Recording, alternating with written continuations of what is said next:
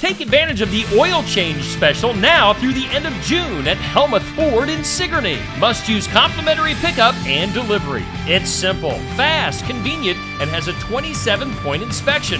All for $49.99 plus tax. Call today to schedule an appointment at Helmuth Ford, 641-622-3260. Includes up to 6 quarts of Motorcraft oil and oil filter. Excludes diesel vehicles. For more information, go to helmuthford.com. Remember, must use complimentary pickup and delivery. It's the oil change special now through June 30th at Helmuth Ford in Sigourney. Muse Music Store and Mahaska County Conservation Board presents Eveland Access Summerfest Music by the River 2024. June 1st from noon to 10 p.m. featuring 8 musical artists with live music, activities like bingo, sand volleyball, and cornhole, food, and much, much more. It's a free event at the Eveland Access Campgrounds at 2890 Galveston Avenue, Oskaloosa. Bring a friend and have a lot of fun at the Eveland Access Summerfest 2024 Music by the River, June 1st from noon to 10 at the Eveland Access Campgrounds.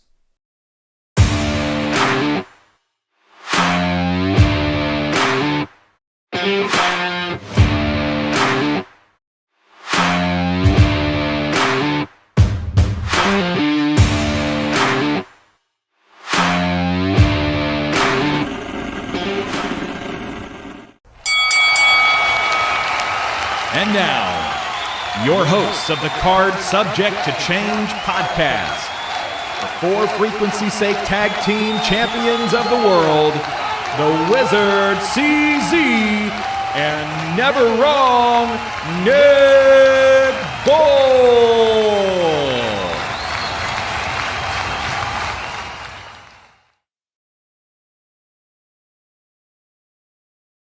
Hello and welcome one and all to another exciting episode of the Card Subject to Change podcast, the podcast by the fan for the fan. We are powered by Lopez Pizza, built by Durham Remodeling, colored by Ryan Allison Tattoo, and protected by Jared Zook of Country Financial. Hello, that was a mouthful there. Welcome into the show, everybody. We got an exciting one here for you today. I am your host, Never Wrong, Nick Bull. I'd be remiss if I did not mention my tag team partner, my co-champ of the For Frequency's Sake Network. Wiz, how you doing, bud? Man, I have been excited for this episode since I booked it a few months ago. We have a man who has been a champion in ZOA, 01, FLW, Destination, just to name a few. He is the current reigning, defending Dreamwave World Champion, having held that title, according to CageMatch.net, for 464 days during this title reign. Welcome to the show, Christian Rose, the King of the Valley himself. How are you, Christian? Guys, I'm feeling good. I know I alluded to it a little bit before we went on the air, but my schedule in life and wrestling is at a fever pitch right now. But overall, I'm feeling great. I'm happy to be alive. This is a very special championship edition of the Card Subject to Change. We have the Dreamwave World Champion Christian Rose in studio with us. And Christian, I'm going to ask you what I ask every other guest we have on here. Okay. What got you hooked into this world of professional wrestling? What radiated with you and pulled you in? So my first memory of professional wrestling, so I grew up in southernish Illinois, kind of like East Central Illinois, and did not have cable, didn't have satellite TV until I think I was like 12, maybe even 14 years old. So you didn't get to see a lot of wrestling because we had 3 channels, right? And that's all just local network affiliate type of, stuff. Yep. Are we allowed to swear on this podcast? Yeah, swear as much as you want. Okay, cool. Because I just edited man, my do stuff, what you want. Yeah, hell yeah, dude. Fuck it. My earliest memory of wrestling is, and I'm sure it was just a syndicated thing that was like being replayed, locally. But I saw, so my mom actually was kind of a fan like before I was, and I'm like a child at this point or whatever, and she loved Macho Man Randy Savage. Mm-hmm. And so she's got wrestling on the TV one day, and they're showing the segment with Jake the Snake Roberts and Macho Man with the Cobra, with that. Oh yes, biting right? A very memorable segment, especially at an impressionable young age. I mean, I'm in like the single digits age, okay, but there was already evidently something, right? So I'm seeing this. That's my first memory of watching professional wrestling. Okay. And so like my mom's sitting on the couch and she's doing whatever and she's watching, but she's not quite paying attention. And I'm watching this. And I mean, like, we all know the segment. I'm watching this actual snake actually bite a man. Yes. And no, there's no cops. There's no police. That was my first formative thought. I was like, I'm a kid. I'm like, where are the police? This is wrong. This is against the law. Where are the police? There are none. So I'm like, it blows my mind. And I'm like tugging on my mom's pants and stuff. And I'm like, Mom. And she's like, yeah, what? And I go, I want to do that. And I'm like pointing at the TV. Well, she looks and she goes, oh, you want to be like Macho Man and wear the cool sunglasses and say, oh, yeah, and do the elbow drop? And I go, no, I want to be the guy throwing snakes at people. Yes.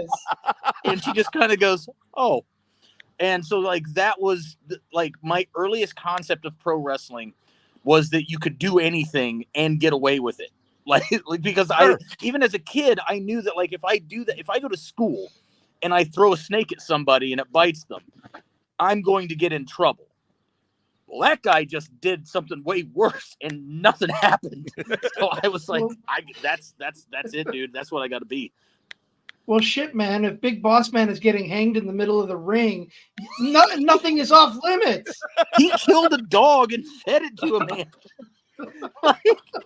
Oh man, yeah, that was what initially hooked me. And Jake Roberts was my first favorite wrestler. Uh-huh. Like, even as a kid, I it wasn't that I didn't enjoy the other guys in that era, but like, he was so different because he seemed like a person that could exist in a real world.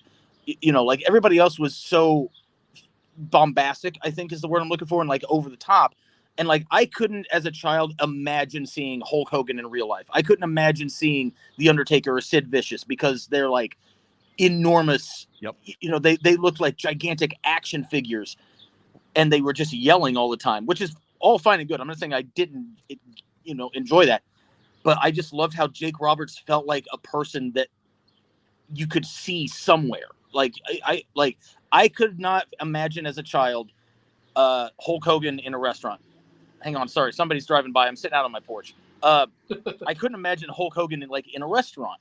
But I could imagine Jake Roberts just doing stuff and then going out and being this, like, just evil, manipulative type of person. I loved the way that he talked. I loved his promos because he wasn't yelling. He was just, I was just, oh man, I just in love with the guy. That was what hooked me. You're stirring up great memories for me because my dad's favorite wrestler when I got into it and got into wrestling was Jake the Snake Roberts. And you're right. Wrestling, I believe, is better when it's more believable. Mm-hmm. And he brought the believability factor to it, in my opinion. He's a guy you could see walking down the road. You're not going to see these other oiled up men walking down the road. Right. He looked like a normal person. I mean, that's what kind of always drugged me to Jake. And you're right. He didn't shout in his promos. He was very calculated and very quiet. And do you remember when he got the arrogance, the Rick Martel perfume in his eye and had that white contact? Like, how freaking cool was that? It was so badass. So fucking cool.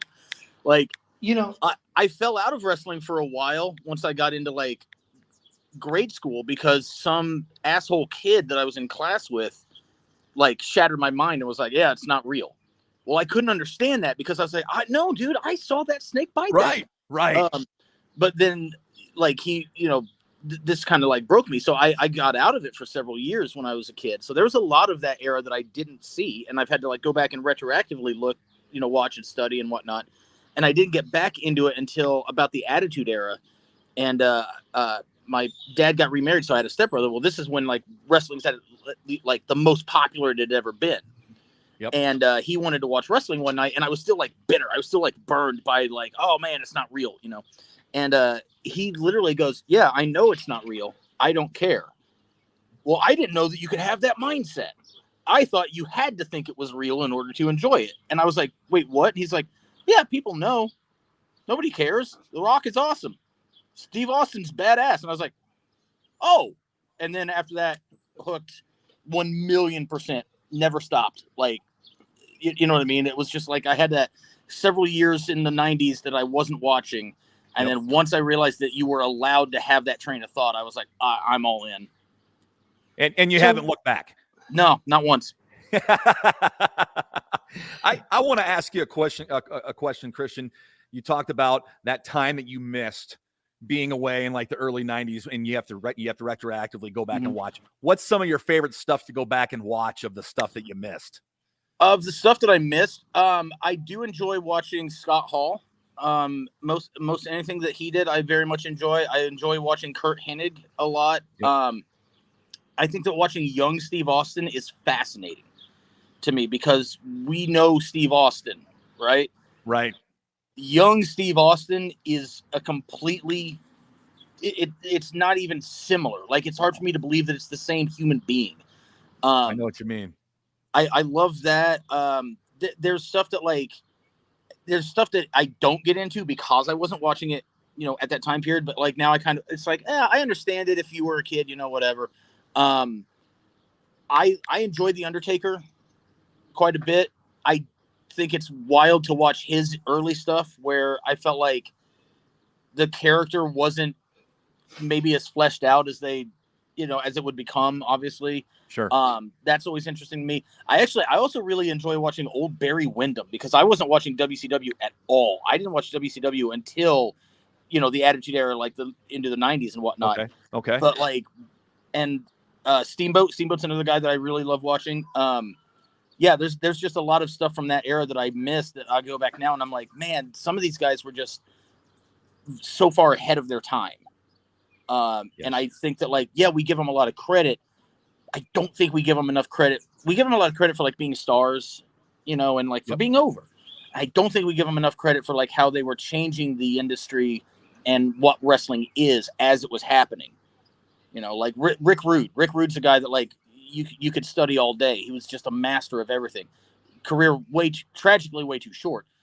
But at the time, it was just, I think, as I understand it, it was just, Rick Rude's awesome. I don't think people realize how awesome he was. He was one of the first heels I was ever drawn to because he talked cool when he got on the mic. He was cool. Yep. And I always loved his tights. I thought he had the coolest tights with the designs on them, like the people's faces painted on them. Yeah. I thought he was so great. I loved him. I loved him as a kid. That was my first heel that I really liked. Mm-hmm. So, Christian, I'll ask you here. You were talking earlier about watching Jake the Snake, the snakes attacking Macho Man, telling your mom, I want to be that guy. Yeah. As you get older, you come away from wrestling, as you're getting into your adult life and getting back into wrestling, what was that crystallizing moment that said, absolutely, this is what I need to do? It would, if I had to pin it on one moment, because it would be hard for me to narrow it down. It was more like a time period, when I got back into it, like I said, it's the Attitude Era and whatnot. Well, then my taste had kind of changed. I liked the athleticism. I liked the guys that were doing cool shit. I loved the cruiserweight division, WCW. And I really loved the undercard for most WWF shows. When Chris Jericho debuted on Raw, I believe it was the day after my birthday, if I'm correct. I think it was August 9th of 99. There was something about him in that presentation, because I think I'd maybe seen some of him in WCW, but it hadn't really registered maybe. Mm-hmm. There was something about that entrance and that pose and all of that where I was like, that's my guy. Because Jake wasn't, really around at that point in 99. But I was like, that is the dude. That is what I want to be, because I was like, to me, he had the whole package, because there were guys who could talk, but their matches weren't always great. And Jake is one of them. You know what I mean? I love the dude to death, but it's hard for me to pick a banger of a Jake Roberts match. Right. But I was like, fuck, man, Jericho at this point is the total package in my mind. I was like, the guy can talk, he can be funny, he can be a bad guy, he can be a good guy. His matches are great. So that was the guy where I was like, I need that. That's what I'm looking for. I need that perfect blend of you're good in ring and you're good on the mic. It's not just one or the other. So if I had to nail it down to one moment, that Raw debut. Absolutely. Our good friend Tim Regal chiming in here said your beard game is on point. Dude. Also, I don't usually do this, but he asks if you have any good Moondog Bernard stories. Brother, I'll tell you this. I actually do have my own podcast, shameless plug here. It's called What Are We Even Doing? we do have an episode that is just called Tales of Casey, which is an entire episode where all we do is tell Moondog Bernard stories. It is available for free $99 on Spotify.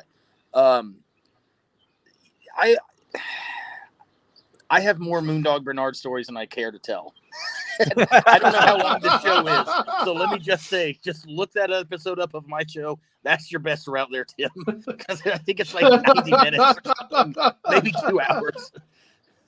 Plug your podcast again. I want to hear the name of it and talk about your podcast a little bit and what you guys do on that show. Okay, so it's called What Are We Even Doing? Me and young Damian Deschain, who's one of my students, fellow member of those damn Coyotes. Yes, sir. All the way back in 2020, things were kind of boring. I don't know if you guys remember that or not, but he was a student of mine, a very good friend, a dear friend, even still, obviously, cohort, compatriot, whatever you want to call it. And we had just talked about, like, man, all the shit that we talk about when we're in the car, if only we could, like, share this with other people. Because he was very young and new coming up in wrestling. And I'm like, dog, I've done some shit. So, we started the podcast, and we deviate from it sometimes, like just for like fun bonus episodes and stuff. We do have a Patreon too, by the way. But the general gist of the show is that we will pick a wrestling show. It might be a pay-per-view. It might be an episode of television, something. And we watch it separately. We don't watch these things together. And then we compare notes and we review the shows. Okay. And whatnot. And sometimes we do like live watch-alongs. We do bonus episodes where we just talk about movies and, entertainment in general. But that's the core crux of the show. Okay. Is that we'll pick a random thing and we'll watch it. Sometimes it gets heated, because I've got my preferences. He's got his. It's great. Sure. It makes for the good banter. But yeah, that we started it just all the way back in 2020 because I don't know if you guys remember, but that was a weird year. Very, very much so. Yeah. So, and we're still going. I think we're planning on doing a little bit of a watch along later tonight. They don't know what it is. I told them, I was like, I'm going to have Deschain. I'm going to have Connor on the show as well as my lovely girlfriend, Meg. And I was like, I'm going to blindfold all y'all and set you down in the living room and have the button ready to hit play. And then you can see what we're watching, because otherwise you won't come over. It's going to be bad. Oh no.